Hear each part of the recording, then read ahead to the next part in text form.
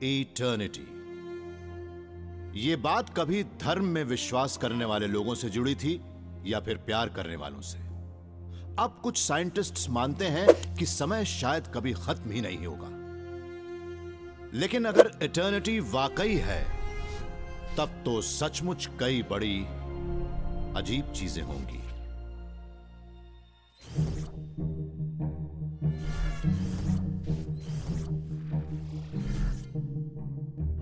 California institute of technology के cosmologist Shawn कैरॉल अक्सर Los Angeles के पहाड़ों पर रात का आसमान देखने जाते हैं, और जब वो वहां जाते हैं तब ये सोचते हैं कि आज से अरबों अरब साल पहले आसमान कैसा नजर आता होगा। अभी हम जिस यूनिवर्स में रहते हैं वो बड़ा ही चमकदार है। उसमें चमकते तारे हैं, 100 अरब गैलेक्सीज हैं और हर गैलेक्सी में करीब 100 अरब तारे हैं। मगर वो तारे हमेशा नहीं चमकते रहेंगे, उनका फ्यूल खत्म हो जाएगा, उनकी जिंदगी तय है। आज से 10 या 15 साल बाद शायद वो सारे तारे खत्म हो जाएंगे और आसमान में कोई तारा ही नहीं होगा। आज से 10 लाख अरब साल बाद सिर्फ एक सेलेस्टियल ऑब्जेक्ट बच जाएगा, वो होंगे ब्लैक होल्स। आप शायद ये कहें कि हमारा काम तमाम ब्लैक होल्स और खाली स्पेस, मगर नहीं, वो ब्लैक होल्स इवेपोरेट होंगे और उनसे निकलने वाली रेडिएशन से वो ब्लैक होल खुद ही सिकुड़ जाएंगे। ऐसा होने में काफी वक्त लगेगा, मगर जिस दिन ऐसा होगा उस दिन सिर्फ एक पतली पट्टी बच जाएगी। तब ये सवाल उठेगा कि सब कुछ खाली होने के बाद जो इन्फिनिट फ्यूचर होगा उसमें क्या होगा? उस खाली स्पेस में जिंदगी कैसी होगी? पता लगा कि खाली स्पेस असल में खाली नहीं होगा। 1998 में एस्ट्रोनॉमर्स ने एक कॉस्मिक फोर्स की बड़ी चौंकाने वाली खोज की जिसे डार्क एनर्जी कहा, और वो एक ऐसा एक्सपेंसिव प्रेशर है जो स्पेस में हर जगह है। आने वाले दिनों में खाली ब्रह्मांड में भी वो एनर्जी भरी होगी, और क्वांटम मैकेनिक्स मानता है कि जहां कहीं भी एनर्जी होगी वहां पार्टिकल्स अपने आप ही बनने लगते हैं। वो डार्क एनर्जी खाली स्पेस में भरी होगी तो वहां टेम्परेचर भी होगा। मतलब ब्रह्मांड के आने वाले दिन एब्सोल्यूट जीरो नहीं है, यानी कि उस खाली स्पेस में भी टाइनी थर्मल फ्लक्चुएशन है। अगर हम मान लें कि ये अवन हमारा ब्रह्मांड है तो इसके अंदर देखने पर हमें कई चीजें नजर आएंगी। अगर 1000 अरब साल तक इंतजार करें तो हम देखेंगे कि ब्रह्मांड में एक इकलौता फोटॉन घूम रहा है। अगर ब्रह्मांड को ज्यादा वक्त मिलेगा तो और भी पार्टिकल्स बनेंगे। तब शायद 30 करोड़ अरब साल बाद एक ऐसी चीज सामने आए जो इंसान के दिमाग जितनी ही कॉम्प्लेक्स और अनोखी हो। और अगर हम और इंतजार करें, करोड़ अरब साल तक इंतजार करें, तो फिर हो सकता है कि नया बिग बैंग भी हो जाए और उस अफरा तफरी से एक नए ब्रह्मांड का जन्म भी हो जाए। शॉन मानते हैं कि इन रैंडम फ्लक्चुएशन से एक बड़ी समस्या खड़ी होगी। अगर ब्रह्मांड कभी खत्म नहीं होता तो इन्फिनिट समय की वजह से इन्फिनिट पॉसिबिलिटीज भी सामने आएंगी, और हमारा एक दूसरा रूप भी होगा जो ये मानेगा कि वो पहले आया है। और फिर उसके बाद मेरी ही कई कॉपीज बन जाएंगी। उनमें से कई की मेमोरीज भी मेरे जैसी होंगी और वो भी वही सोचेंगी जो मैं सोच रहा हूं, और उनकी मेमोरीज भी बिल्कुल वही होंगी जो कि मेरी है। मगर उन कॉपीज में से मेरे ज्यादातर वर्जन्स मेरी तरह से बिग बैंग या दूसरी गैलेक्सी से नहीं जुड़े होंगे। इनमें से शॉन का हर वर्जन यही सोचेगा कि वो पहले आया था। वो सब यही मानेंगे कि वो पेंसिल्वेनिया में पले बड़े हैं, हार्वर्ड में पढ़े हैं और फिजिक्स की किताबें पढ़ी हैं। मगर वो असल में रैंडम फ्लक्चुएशंस होंगे जो अचानक ही पैदा हो गए और कल के वो घुसपैठिए खाली स्पेस में रहेंगे। अगर ब्रह्मांड कभी खत्म नहीं होता और इस तरह के फ्लक्चुएशंस होते हैं और वो हर काम करते हैं जो हम सोच सकते हैं, तो फिर हम अपनी मेमोरीज को एक्सेप्ट या बिलीव नहीं कर पाएंगे। अगर इंसान, गैलेक्सीज और ब्रह्मांड इस तरह से रैंडमली फ्लक्चुएट होते रहे तो अंत में तो ये ब्रह्मांड की असली तस्वीर नहीं होगी। अभी तो यहाँ डार्क एनर्जी है और वो शायद कांस्टेंट है। हो सकता है कि आने वाले दिनों में डार्क एनर्जी खत्म हो जाए। वो धीरे धीरे भी खत्म हो सकती है और एपोकलिप्टिक चेंज के साथ बहुत तेजी से भी।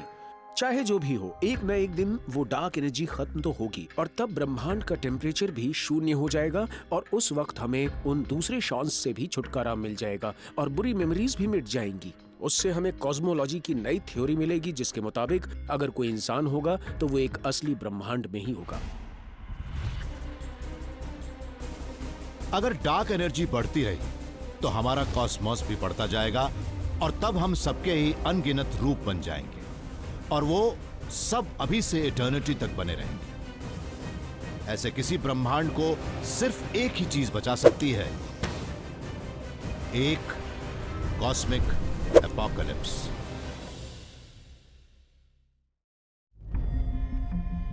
तो आखिर ब्रह्मांड का मतलब क्या है? पहले तो इसका मतलब सब कुछ था, मगर अब कुछ साइंटिस्ट्स को लगने लगा है कि ब्रह्मांड के बनने में सिर्फ तारों और गैलेक्सीज का ही हाथ नहीं था, जैसा कि हम अभी तक मान रहे थे। हो सकता है कि हम बहुत बड़ी चीज का एक छोटा सा हिस्सा हों, एक मल्टीवर्स का, वो मल्टीवर्स जो कभी खत्म नहीं होगा।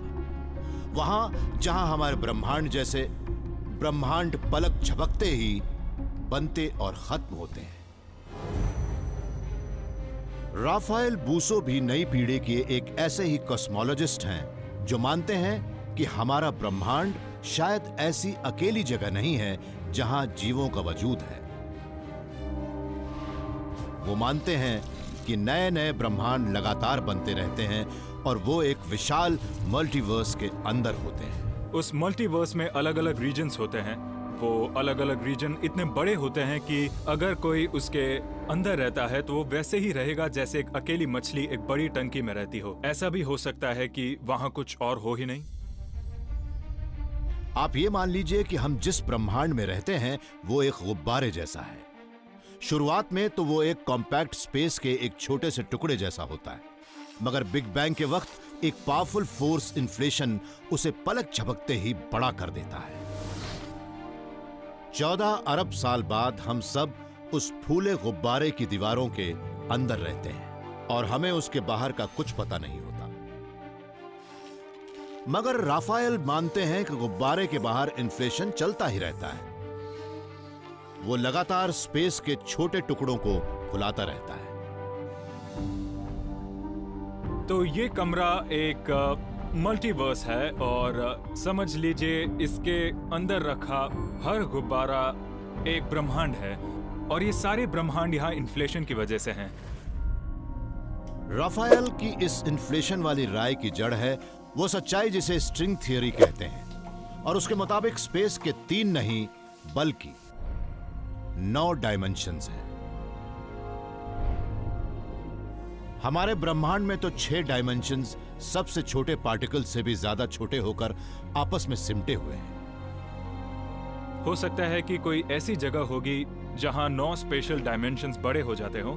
कुछ ऐसी जगह भी होंगी जहां 3 से कम बड़े होते हों। मतलब इन्फ्लेशन से स्पेस के कुछ डायमेंशंस तो फैलते ही हैं, मगर जरूरी नहीं कि सभी फैल जाएं।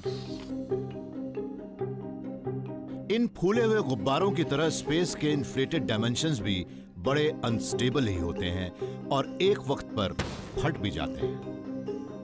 आप भी देख सकते हैं कि जब मैं इस कमरे में घूमता हूं तो ये गुब्बारे बहुत धीरे धीरे एक एक करके फट रहे हैं और अगर आप अपनी नजरें एक ही गुब्बारे पर टिका लें तो आप भी देखेंगे कि वो एक वक्त पर फट जाएगा। उसी तरह से हमारा ब्रह्मांड भी एक दिन खत्म हो जाएगा।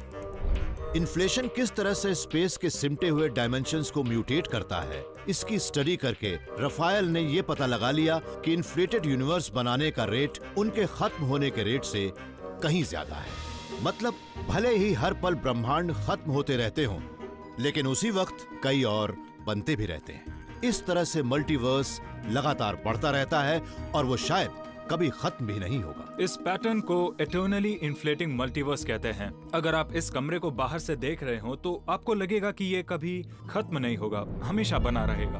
हो सकता है कि मल्टीवर्स कभी खत्म ना हो, मगर शायद ही कोई उसका एहसास कर सके, क्योंकि हम उस ब्रह्मांड से बाहर निकल ही नहीं सकते जिसमें वो बना है।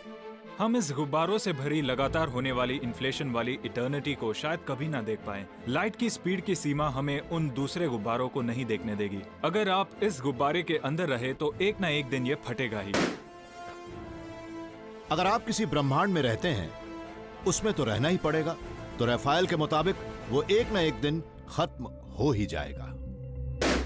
ऐसे इटर्नल यूनिवर्स की जिन समस्याओं को शॉन कैरल देख रहे हैं वो ऐसी समस्याएं हैं जिन्हें हमारा ब्रह्मांड कभी नहीं देख पाएगा। हम अंदाजा लगा सकते हैं कि हमारा ब्रह्मांड कितनी जल्दी खत्म हो सकता है। अगर वो इन अनोखी अनचाही घटनाओं से पहले ही खत्म हो जाता है तो फिर हमें इस बात का डर नहीं रहेगा कि हमारी कॉपीज बन जाएंगी। जब हमारा ब्रह्मांड खत्म होगा तब वक्त खुद ब खुद थम जाएगा। क्या हमारा ब्रह्मांड एक कॉस्मिक कैटेक्लिज्म में खत्म होगा? शायद नहीं, क्योंकि समय शायद वैसा नहीं है जैसा हम सोचते हैं, और हो सकता है कि इटर्निटी हमेशा के लिए बनी रहे।